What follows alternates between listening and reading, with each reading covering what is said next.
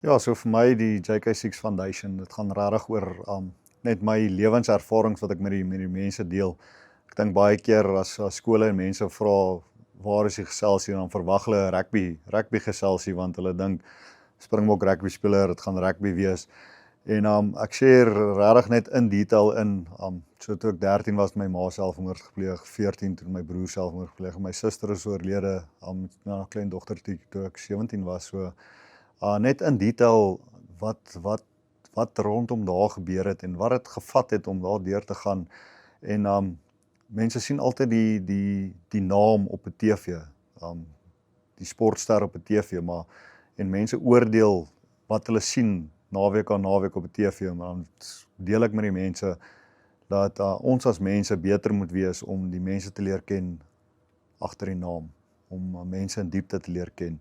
En dit sal ek met mense deel en met die kinders net dat hulle nooit hoop moet verloor nie.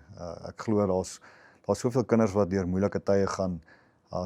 Die bietjie wat ek nou al gedeel het met die skole, die kinders is gebroken daar buite en dit is eintlik hartseer om te sien. En net om daai hoop daar buite te sit. So, hoorie, die goed het alles met my gebeur. Moenie dat jou omstandighede die beste kry van jou nie. So my passie is om regtig met so veel as moontlik skole te gaan deel hoe my lewe gegaan het, waar ek deur was, hoe ek daar deur gekom het, en dan die uiteindelike, die duidelike eindpunt vir my is om kinders te begin help en te mentor. Ek is baie bevoorreg om genoeg geld op die oomblik in te samel om my eerste kind te help volgende jaar. En dis nie soos enige foundation wat geld gee en hoop vir die beste nie. Ek gaan hands-on approach hê op die kinders wat ek help. Ek gaan kinders gaan haal uit dieselfde omstandighede waar ek was basies wat al die talent, al die wilskrag het, maar wat dalk net nie die geleenthede het nie. Wil ek hulle weekliks mentor, ek wil hulle help, skoolfondse, help betaal, sporttoere, hulle al die gereedskap gee wat nodig is. En ja, eerstens moet hulle regtig net goed doen in skool en leer om 'n kind te wees. Ek dink die kinders deesdae gaan deur soveel druk op skole dat hulle nie meer weet wat se kant nie. So eers net leer om 'n kind te wees en passievol te lewe. En ek glo as mense 'n beter mens uit die kinders uitmaak, gaan die res van hulle self sorg. My lewe na rugby. Hulle sê altyd dis 'n donker gat en dis nie dieselfde nie. Mense kyk jy uit na jou toe nie. Ek het na rugby ek nog steeds die werk, ek is goeie salaris. Ek het basies alles op 'n skinkbord gekry, maar my hele purpose in die lewe was weg gewees. Ek het nie geweet vir wat ek lewe nie, vir wat ek opstaan in die oggende nie. Ja, vir 15 jaar was rugby my purpose. Jy het 'n roetine gehad. Hulle het vir jou presies gesê wat om wanneer te doen, hoe om dit te doen. Daar was presies geweet wat van jou verwag word op 'n daaglikse basis. En na rugby was alles net weg gewees en ek myself gevind waar ek naweke omkuier. Ongelooflike dame, Anastasia se week nou is dit self by Padstal die bemarking gedoen, so ek was naweke daar ook gewees en ek het myself net oorgegee aan die verkeerde goed en dit was sleg gewees vir my menseverhoudings, dit was sleg gewees vir my eie verhouding, dit was sleg gewees vir my gesondheid en die hele JK6 ding het eers regtig ingesink. Ons het, soos ek gesê het, 'n week voor my verjaarsdag het ek en Anastasia vasgesit oor iets en ons het gesit en gesels, weer eens drank betrokke gewees en ons het net besluit, hoorie, kom ons sny drank uit ons lewe uit, ons doen die ding saam. En ek het die laaste bier op my verjaarsdag 21 Augustus gedrink en ek moet sê die lewe van daar af, nie dat ek enigiets het teen enige iemand wat alkoholiese verversing geniet nie. Dit is niks teen dit nie, dit is 'n persoonlike besluit gewees wat ek my lewe wil beter maak. Ek voel net, ek kan nie maandag tot Vrydag vir die kinders staan en probeer hoop versprei en keuses en al daai, maar op naweke die grootste kuiergat in Pretoria wees nie. En ek voel nie dit is reg teenoor hulle en regverdig teenoor myself nie.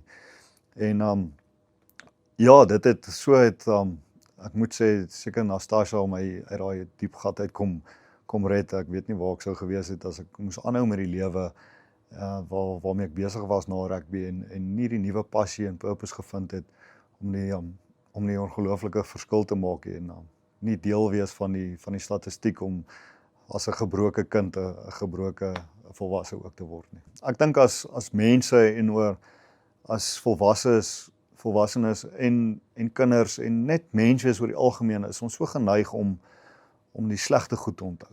Ons het daar gepraat van presies van as ek terugdink aan my lewe, wat onthou jy van jou ma, jou pa, jou broer, jou suster? En soms as mens nie reg ingestel is, dan onthou mens die slegte goed. En die tye wat dit nie goed gaan het nie. En mens moet regtig gaan sit en gaan dink daaroor en die goeie goed daaruit trek. Ek dink baie mense kry swaar want hulle sien heeltyd die sleg, die moeilik, die swaar kry raak. En ons as mense is te blind vir soveel goed waarvoor ons dankbaar het.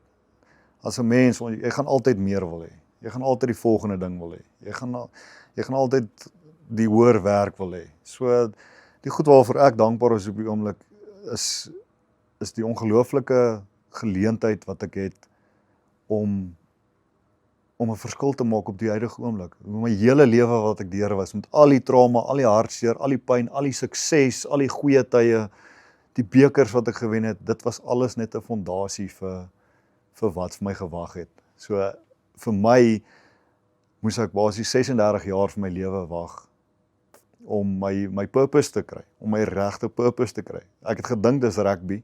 Ek was vasgevang in die rugby sirkel en dis nie volhoubaar nie. Maar ongelukkig is mense wat hoop nodig het, kinders wat hulp nodig het, dit gaan altyd daar wees.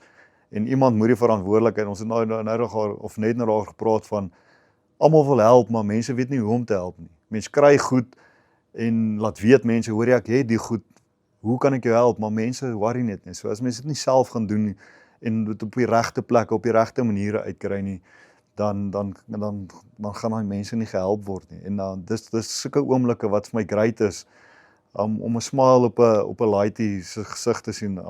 Selfs meisiekinders, snaaks genoeg, die dogters vind meer aanspraak by my stories.